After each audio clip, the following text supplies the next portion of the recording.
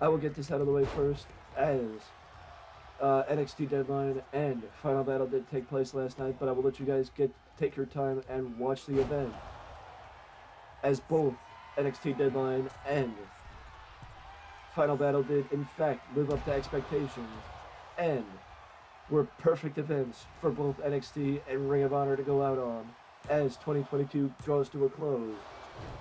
But the fact of the matter is, the questions only start there, as we got our number one contenders, we got answers for Final Battle. For Ring of Honor's future at Final Battle. And now the question is, what's next? As, in my opinion, the closest people, if I had to make a list, which I will in a 2023, in my expectations for 2023 video on the WWE side, but in my opinion, especially proven after NXT Deadline, Braun Breaker and Pretty Deadly should be at the top of the list of people to get called up in 2023 to the main roster. Even though Shawn Michaels did mention that he would love to keep Braun Breaker down in NXT, around in NXT for the long term, he is aware that Braun Breaker is on a lot of people's lists to get called up to the main roster whenever that time comes. And if Solo Sikoa is any indication, Braun Breaker should be excited and ready to go. Anybody should be excited and ready to go up to the main roster, because the reputation of being stunted on the main roster is not the case anymore, as Papa H will take care of you when you get pulled up from NXT to the main roster. Especially, you have to figure, if it's somebody that Hunter worked with when he was still in charge of NXT, or still in charge of NXT. But I think Pretty Deadly and Braun Breaker are two people that should be making the move up to NXT in the not too distant, up to the main roster in the not too distant future. And that, to me, was proven last night.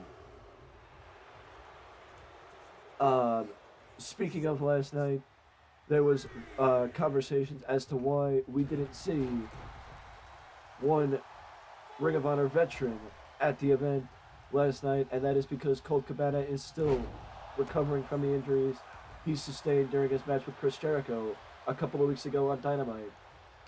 As I believe Colt wore compression socks during his match, and it resulted in him cutting off circulation to his legs, or limiting circulation to his legs. It just so happened that the injuries started showing himself. I don't want to say at the right time, but close to the end of the match, so that kind of helped the situation, because Colt knew the match was ending, and it needed to. Otherwise, there's a very strong likelihood that Colt Cabana could have seen Colt Cabana end up passing out in the ring due to loss of feeling in his legs and his extremities. But that is the benefit, I guess you could say, of adrenaline, that it can keep you going even when you don't know how you're keeping going. But I hope that Colt Cabana does recover properly and is able to be a part of the future of Ring of Honor, because the future of Ring of Honor does in fact seem bright. And I just want to point it out now, we may do 2 news videos today instead of just one, because one of the reasons why I redid this news video is because the one I just finished was a little bit long. But I just want to mention that more information is still to come and will be known about the future, about Ring of Honor's television deal after the January 4th and January 11th events for AEW, as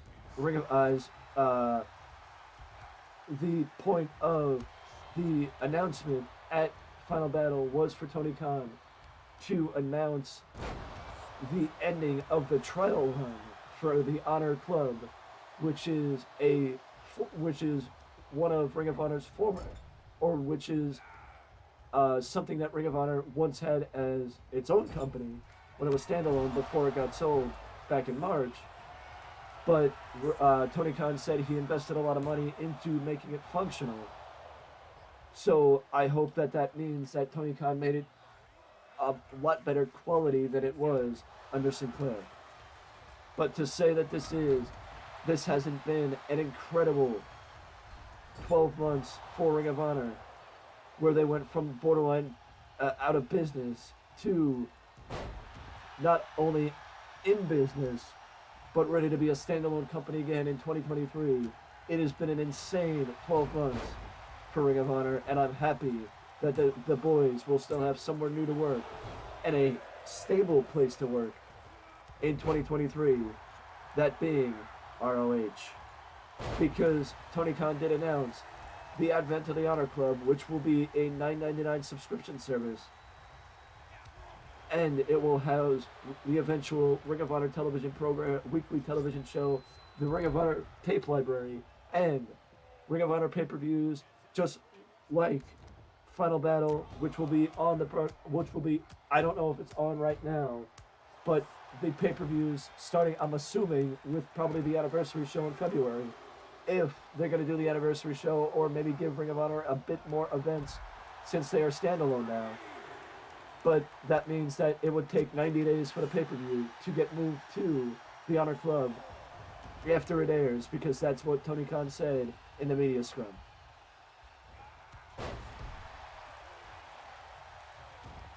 But also, Tony Khan wants to work on something having to do with Ring of Honor and New Japan, he wants New Japan to be involved in the project.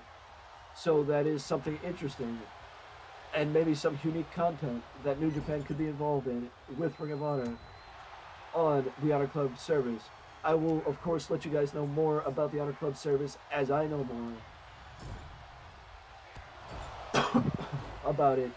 But I am ecstatic to hear that Ring of Honor is not only going to be standalone, but is going to have its own product on its own streaming service pack in 2023. Because that means nothing but good news for Ring of Honor and those that inhabit it. And I do hope, because I love Hall of Fames, that maybe we could see more inductees into the Ring of Honor Hall of Fame this spring around the anniversary show like we did last year. Because there are plenty of people deserving of going into the Ring of Honor Hall of Fame. It's just a matter of if Ring of Honor could get to it. AEW or Ring of Honor could get to them for the induction. Because Punk, Bryan Danielson, the Briscoes, and Samoa Joe were the ones included into the Hall of Fame, inducted into the Hall of Fame last year. So I would wonder if maybe Mr. Kerry Silkin would be the one chosen to be inducted this year as the man behind keeping Ring of Honor a company for as long as he did before the company was sold back in March. An update on both Sasha Banks and John Cena to come, or John Cena and The Rock, as it seems that based on movie schedules and expectations for 2023, it really is a possibility that both The Rock and John Cena may not be featured in any way, shape, or form at WrestleMania. It really depends on what their schedules are like, because Cena will be filming Ricky Stenicki in February and March in Australia, so the filming schedule may make it a little bit difficult for Cena to appear in February and March to hype up a WrestleMania match, as WrestleMania takes place in early April. So even though he could be at the event, he may not compete at the event, because it just may not be possible for WWE to hype up anything, unless you want to go the route of playing up the fact that Cena is what became what he disliked the most, and that's somebody who isn't here. Somebody who chose Hollywood over WWE and revisit his feud with The Rock from a few years ago as the crux of that, because Cena was belly aching to The Rock about how The Rock left and walked away and went to Hollywood.